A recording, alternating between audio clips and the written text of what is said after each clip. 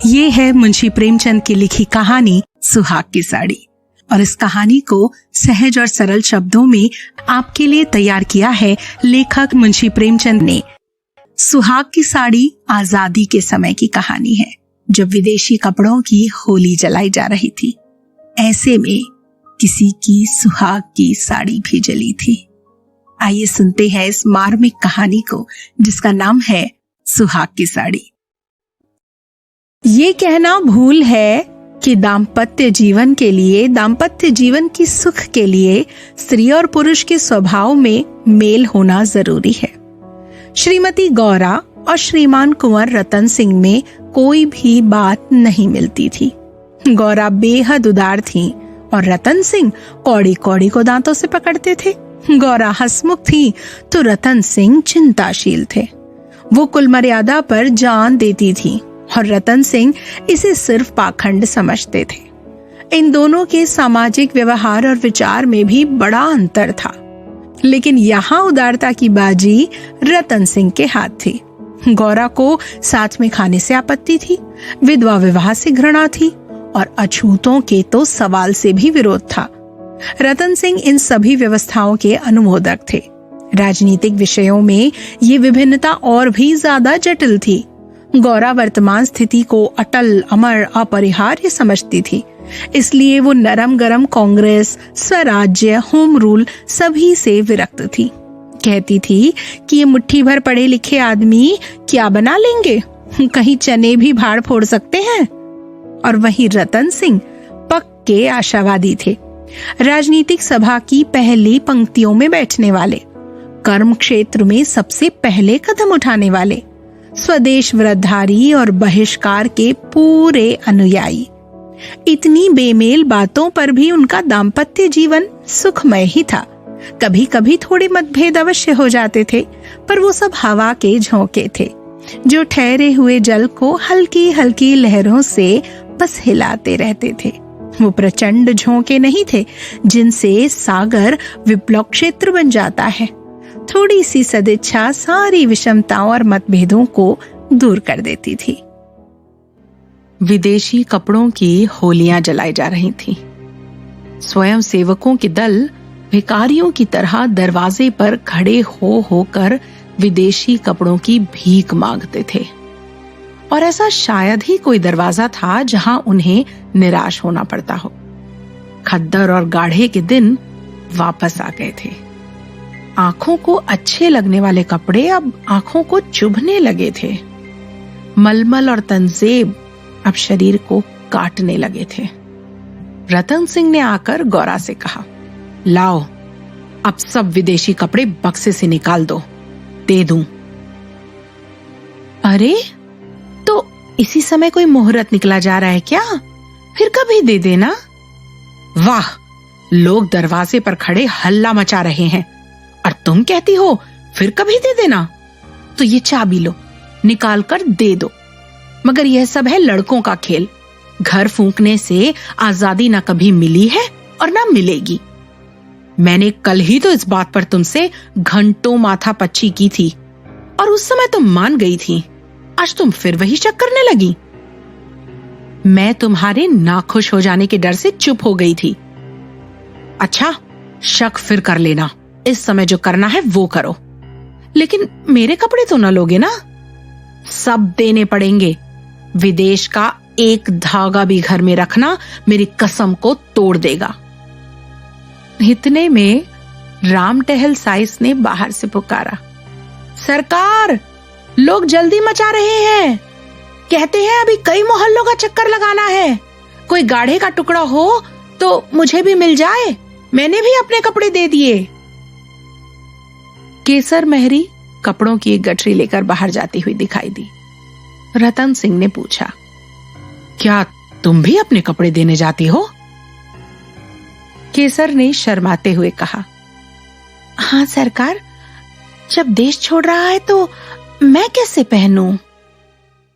रतन सिंह ने गौरा की ओर आदेश भरी नजरों से देखा। अब वह देर न कर सकी। शर्म से सर झुकाए बक्सा खोलकर कपड़े निकालने लगी। एक बक्सा खाली हो गया तो उसने दूसरा बक्सा खोला।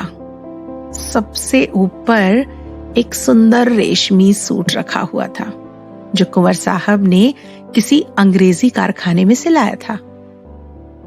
गौरा ने पूछा, क्या सूट भी निकाल दूं? हाँ हाँ, इसे किस दिन के लिए रखोगी? अगर मैं ये जानती कि इतनी जल्दी हवा बदलेगी तो कभी ये सूट न बनवाने देती। सारे रुपए पानी हो गए। रतन सिंह ने कुछ जवाब न दिया। तब गौरा ने अपना बक्सा खोला और जलन के मारे स्वदेशी विदेशी सभी कपड़े निकाल निकाल कर फेंकने लगी। वो गुस्से में आ गई। उनमें कितने ही कीमती फैंसी जैकेट और साड़ियां थीं जिन्हें किसी समय पहनकर वो फूली न समाती थी। कुछ साड़ियों के लिए तो उसे रतन सिंह से बार बार बोलना पड़ा था, पर इस समय सबकी सब आंखों में खटक रही थी।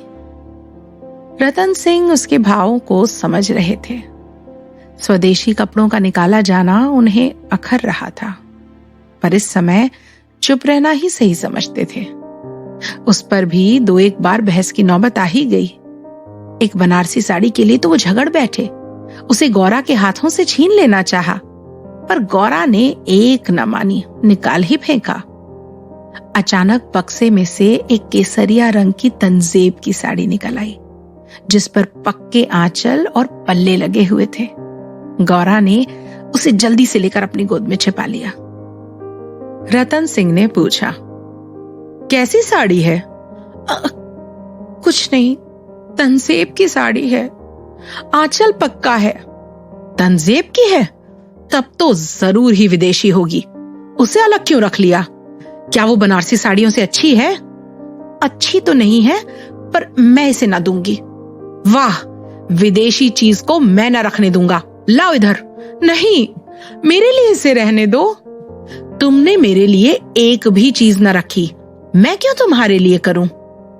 पैर पड़ती हूं, जिद ना करो। स्वदेशी साड़ियों में से जो चाहो रख लो, लेकिन इस विदेशी चीज को मैं ना रखने दूंगा। इसी कपड़े के कारण हम गुलाम बने। ये गुलामी का दाग अब मैं नहीं रख सकता। लाओ इधर। मैं इसे न दूंगी। एक बार नहीं, 1000 बार कहती हूं कि न दूंगी। मैं इसे लेकर छोड़ूंगा।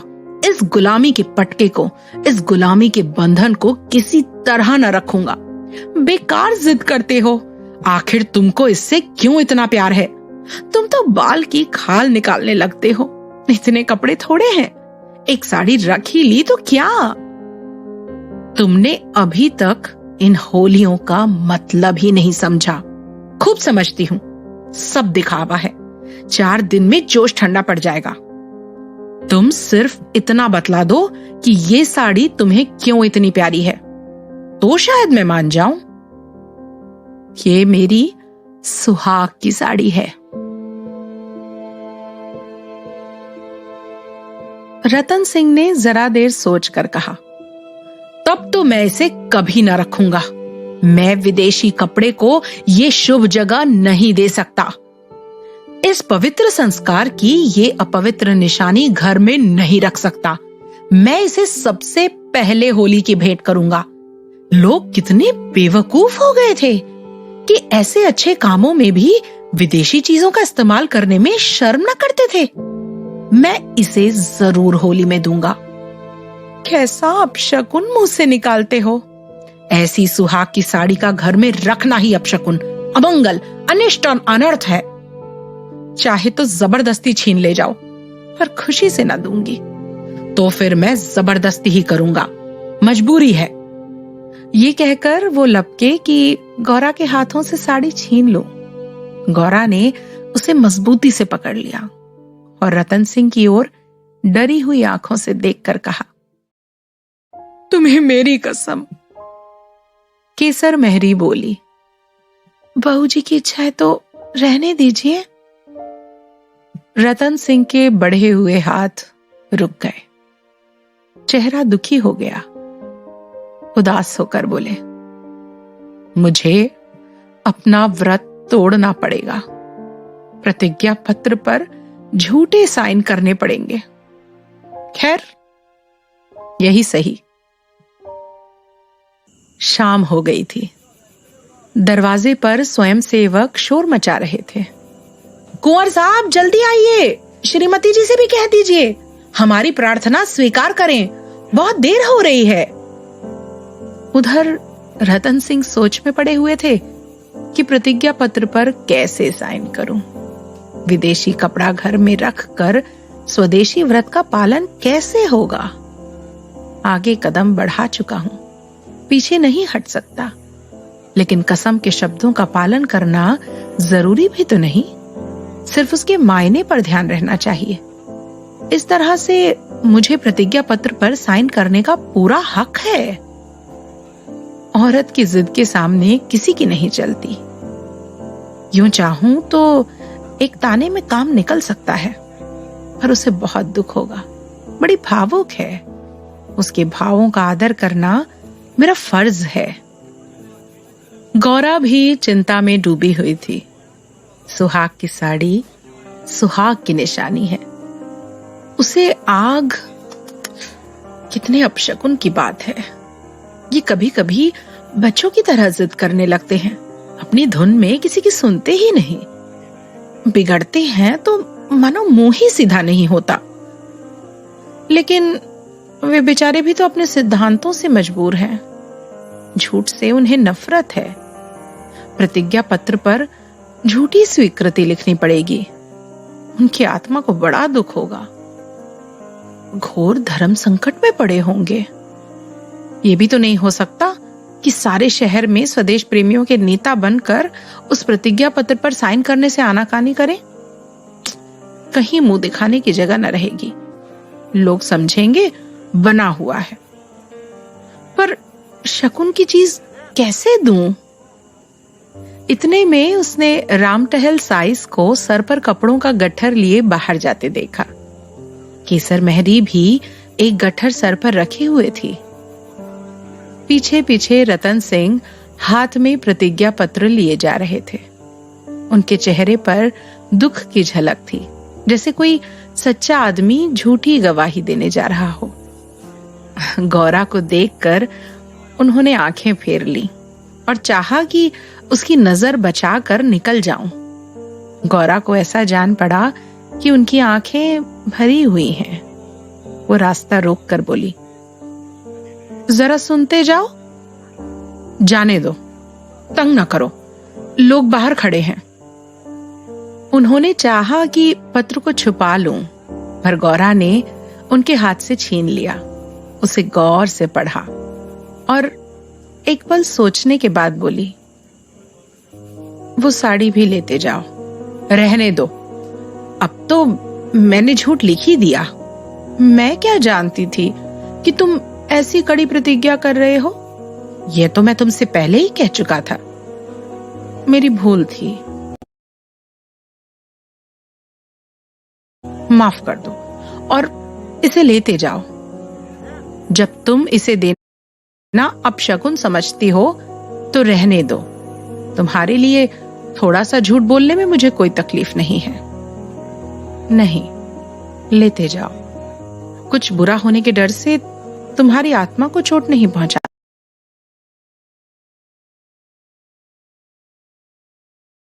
चाहती।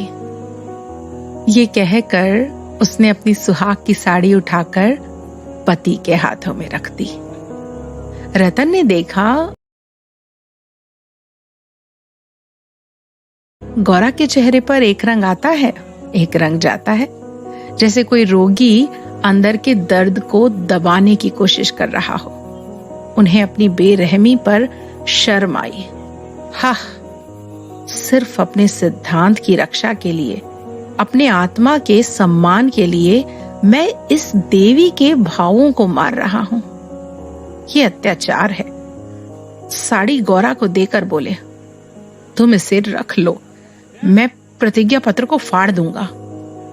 गौरा ने मजबूती से कहा, तुम न ले जाओगे तो मैं खुद जाकर दे आऊंगी। रतन सिंह मजबूर हो गए, साड़ी ली और बाहर चले आए।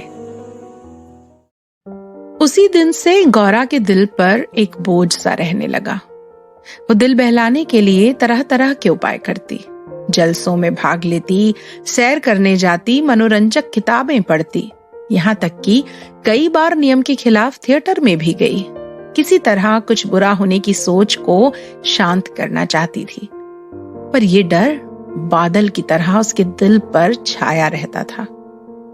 जब एक पूरा महीना गुजर गया और उसकी मानसिक पीड़ा दिन ब दिन बढ़ती ही गई, तो कुंवर साहब ने उसे कुछ दिनों के लिए अपने इलाके पर ले जाने का फैसला किया।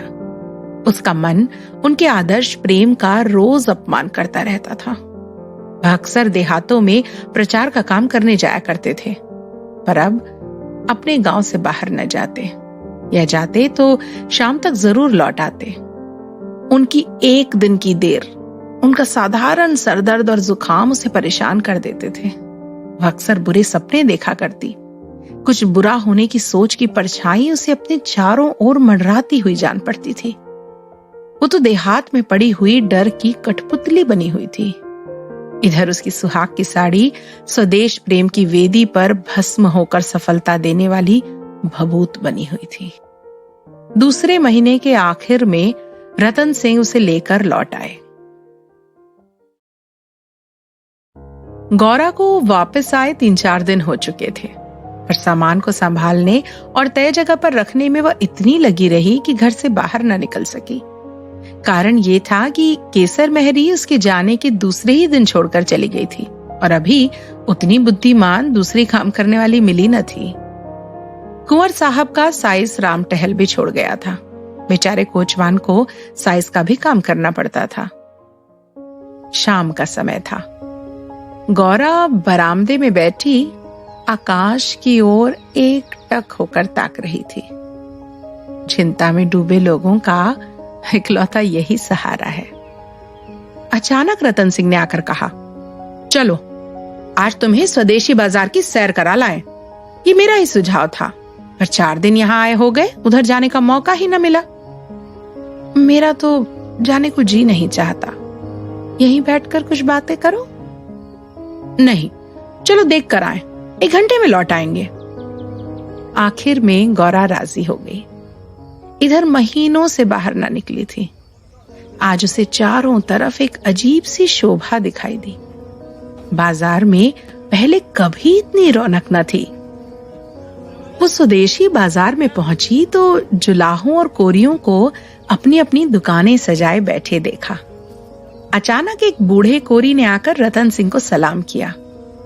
रतन सिंह चौंक कर बोले, राम टहल, तुम अब कहाँ हो? राम टहल का चेहरा खुशी से चमक रहा था। उसके शरीर से आत्मसम्मान की आभा झलक रही थी। आंखों में गौरव ज्योति थी। रतन सिंह को कभी अंदाजा न हुआ था कि अस्तबल साफ करने वाला साइस बूढ़ा राम टहल इतना सौम्य, इतना भद्र आदमी है। वो बोला, सरकार, अब तो अपना व्यापार करता हूँ। जब से आपकी नौकरी छोड़ी तब से अपने काम में लग गया। आप लोगों की नजर हम गरीबों पर हो गई, हमारा भी गुजर हो रहा है। नहीं तो आप जानते ही हैं कि किस हालत में पड़ा हुआ था। जात का कोरी हूं, पर पापी पेट के लिए चमार बन गया था। रतन सिंह ने कहा, तो भाई अब मुंह मीठा कराओ। ये बाजार लगाने की मेरी ही सलाह थी, बिक्री तो अच्छी होती है। हाँ सरकार, आजकल खूब बिक्री हो रही है, माल हाथों हाथ बिक जाता है। यहाँ बैठते हुए 1 महीना हो गया है, पर आपकी दया से लोगों के 4 पैसे थे, वे बेबाक हो गए। भगवान की दया से रूखा सूखा भोजन भी दोनों समय मिल जाता है, और क्या चाहिए। मालकिन की सुहाग की साड़ी का होली में आना कहिए और बाजार का चमकना कहिए। लोगों ने कहा, जब इतने बड़े आदमी होकर ऐसे शकुन की चीज की परवाह नहीं करते, तो फिर हम विदेशी कपड़े क्यों रखें। जिस दिन होली जली है उसके 2-3 दिन पहले ही सरकार इलाके पर चले गए थे। उसके पहले भी सरकार कई दिनों तक घर से बहुत कम निकलते थे। मैं तो यही कहूंगा कि सारी माया उस सुहाग की साड़ी की है। इतने में एक बड़ी उम्र की औरत गौरा के सामने आकर बोली, बहू जी, मुझे भूल तो नहीं गई? गौरा ने सर उठाया तो सामने केसर मेहरी खड़ी थी। वो सुंदर साड़ी पहने हुई थी, हाथ पांव में मामूली गहने भी थे, चेहरा खिला हुआ था। आजाद जीवन का गौरव उसके एक एक भाव से झलक रहा था। गौरा ने कहा, इतनी जल्दी भूल जाऊंगी? अब कहाँ हो? हमें लौटने भी ना दिया, बीच में ही उड़ भागी। क्या करूं सरकार, अपना काम चलते देखकर सब्र न हो सका। जब तक रोजगार न चलता था तब तक मजबूरी थी। पेट के लिए सेवा टहल, अच्छा बुरा सभी करना पड़ता था। अब आप लोगों की दया से हमारे भी दिन लौटे हैं। अब दूसरा काम नहीं किया जाता। अगर बाजार का यही रंग रहा तो अपनी कमाई खाए न चुकेगी। ये सब आपकी साड़ी की महिमा है। उसकी बदौलत हम गरीबों के कितने ही घर बस गए। 1 महीना पहले इन दुकान वालों में से किसी की रोटियों का ठिकाना न था।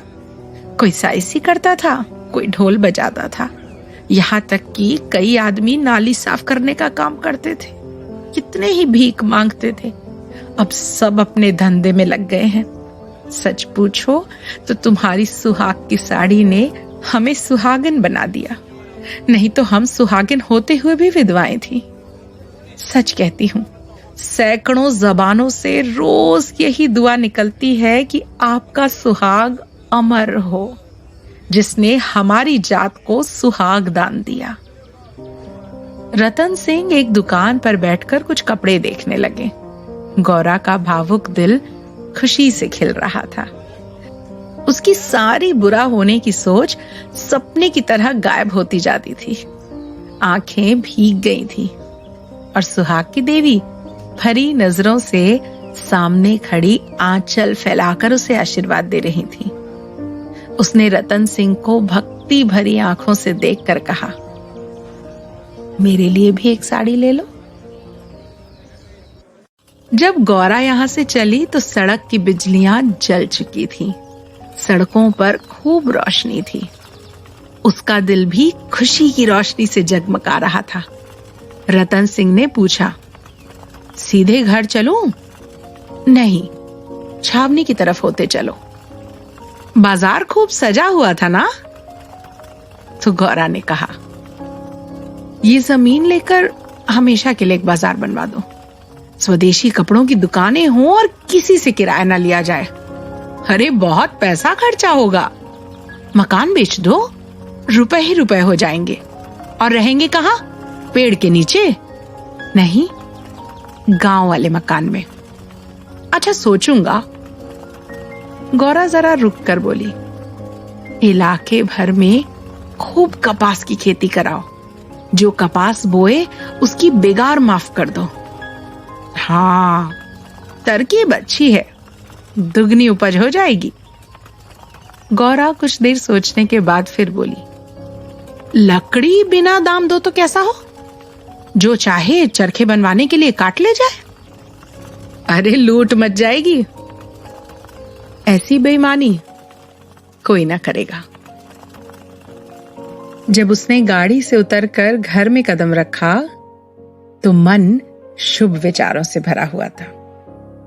मानो कोई बछड़ा खूंटे से छूटकर छलांगे मार रहा हो।